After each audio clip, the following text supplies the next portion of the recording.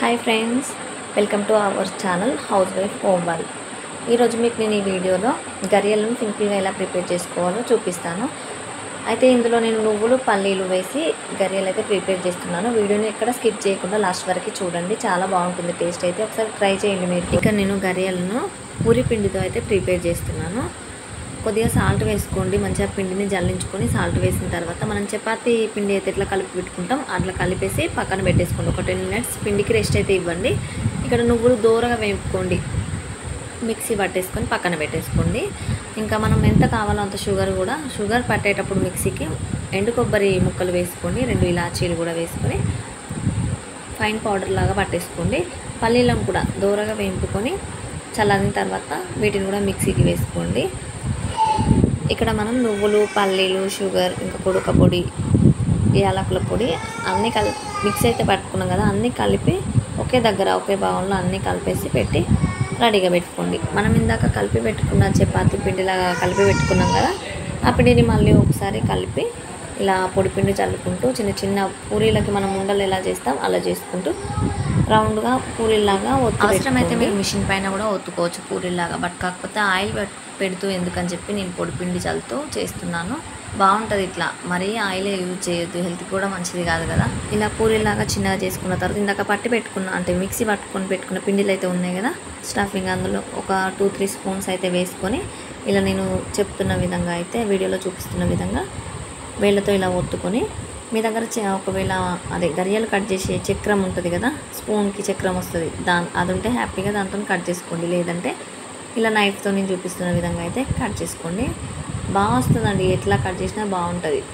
మనం న్యూడిల్స్ తింటాం కదా ఫోర్క్, దాంతో అయితే పిండిలో ఒకసారి ఇలా ముంచుకొని ఈ అంచుల వెంబడ ఇలా ప్రెస్ చేయాలి. మనకి ఇక్కడ చిన్నగా డిజైన్ వస్తుంది, చాలా బాగుంటుంది. ట్రై చేయండి ఖచ్చితంగా. ఇక మిగతావన్నీ కూడా ఇలానే చేసి పెట్టుకోండి. నేను ఇంకొక ప్రాసెస్ కూడా చెప్తాను.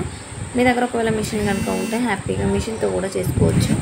అదే గరియల మిషన్, దానికి అంచుల వెంబడ పిండి చల్లుకొని గరియల మిషన్కి సేమ్ మన పూరీలాగానే తాల్చుకున్న తర్వాత ఆ మిషన్ ఉంటుంది కదా, ఆ మిషన్ లోపల అయితే వేసేసుకోండి. ముందైతే మర్చిపోకండి, అంచుల వెంబడితే ఖచ్చితంగా పిండి వేయాలి. ఎందుకంటే మనము ఒత్తేటప్పుడు ఈ పిండి అనేది గట్టిగా ఆటే పట్టుకొని రాదు. ఇక్కడ నేను చూపిస్తున్నాను కదా, అంచుల వెంబడి పిండి ఉంది.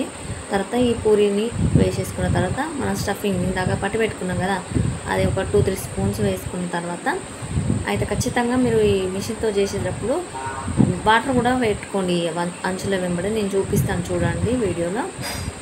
అలా వాటర్ పెట్టుకోవడం వల్ల గట్టిగా పట్టుకుంటుంది, మనకు ఆయిల్లో వేసినప్పుడు కూడా పిచ్చుకోపోకుండా ఉంటుంది. ఎందుకంటే మిషన్ కదా, మనం చేతితో చేసినంత కరెక్ట్గా రాదు మిషన్తో. అందుకని ఖచ్చితంగా వాటర్ అయితే పెట్టుకోండి.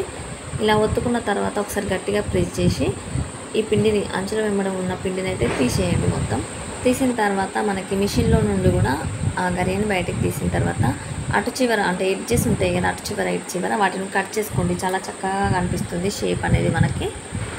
అంతే అండి, చూసారుగా పల్లీలు నువ్వుల గరియలు చాలా సింపుల్గా అయితే ప్రిపేర్ చేసుకోవచ్చు. నచ్చితే అయితే ఒక లైక్ చేయండి, వీడియో నచ్చితే. అదేవిధంగా ఛానల్ని కొత్తగా చూస్తున్నట్లయితే సబ్స్క్రైబ్ చేసుకోండి, షేర్ చేయండి. చాలామంది చూస్తూ ఉంటారు కానీ లైక్ ఇవ్వరు. ఇక మిగతావన్నీ గరియలు ఇలానే ప్రిపేర్ చేసుకొని ఆయిల్ పెట్టుకొని స్టవ్ పైన ఆయిల్ హీట్ అయిన తర్వాత మీడియం ఫ్లేమ్లో పెట్టుకొని 2 వైపులా చక్కగా కాల్చుకోండి.